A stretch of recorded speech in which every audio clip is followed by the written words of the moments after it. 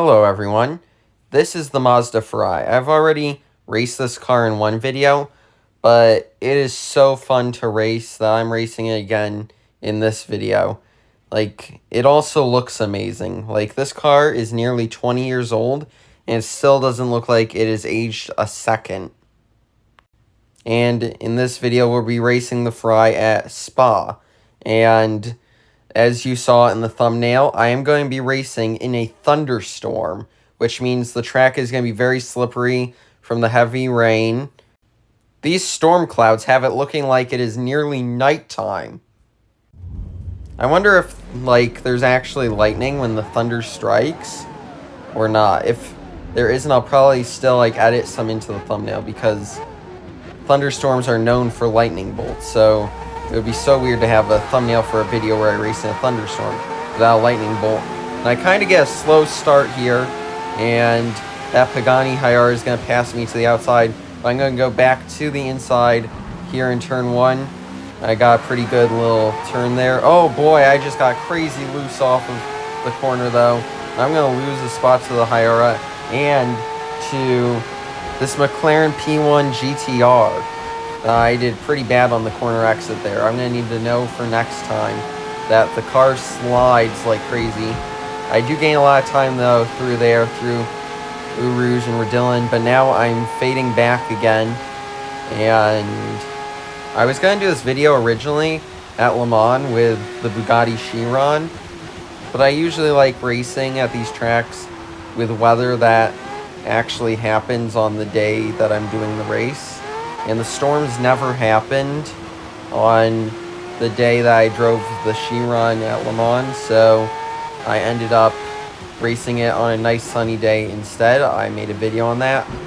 But today, we're supposed to get some thunderstorms, so I thought, why not record this before the storms happen and just see how well this Mazda Fry can handle in the heavy rain. And I think other than sliding out of turn one, so far the Ferrari has done really well here at Spa. I haven't really been able to, I got really close to the P1 GTR there, and I actually make some contact there. But yeah, I'm not really passing many people. I've lost a spot or two since the start of the race. However, it looks like I'm right on the verge of getting back around the P1 GTR, never mind, and I'm stuck here in 9th.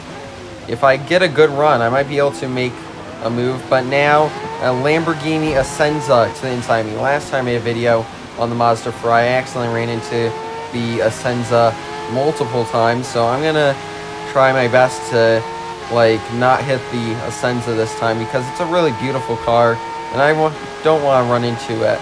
I don't want to run into any cars. And I get around the Asenza there. Oh, wow, that was close. I just barely got around that P1 GTR without contact. That was insane. And now we slow down. We're catching up Pagani Hyara. Oh, we just get wedged out of the way by the P1 GTR. That was not a clean move. And there's a 0.50 second time penalty for that collision. That is a very well-deserved one for that cheap move. I'm going to do some blocking because I am not pleased with the way I was raced there. And now through turn one, I'm going to try and go through here smoother. Try not to slide off the exit this time, and I do not. So now I can build up some momentum that will just be boosted by the exit of Eau Rouge and Redillon to try catching this Pagani Hyara as well as some of the other cars up ahead. And now right on the rear bumper of this Pagani Hyara, I start to fade back on the straightaway, but I am catching up, especially after Eau Rouge and Redillon. I am starting to move forward. The first lap, I faded back for most of it, but now I know what I'm doing. I have the momentum, and I am following in this Pagani Hyara's trail. I'm waiting for an opportunity to make a move. I have a bit of momentum, and the Hyara is pulling away again, but through here I'm going to go to the outside of the Hyara. I'm going to see how that goes. It's working, it looks like. I go around the outside of this Pagani Hyara. It's still too wide, though. There is nearly contact there. I'm going to go to the inside here, but I didn't have as much momentum as that Hyara does. And now I am back to 8th place in single file racing, chasing down that Hyara.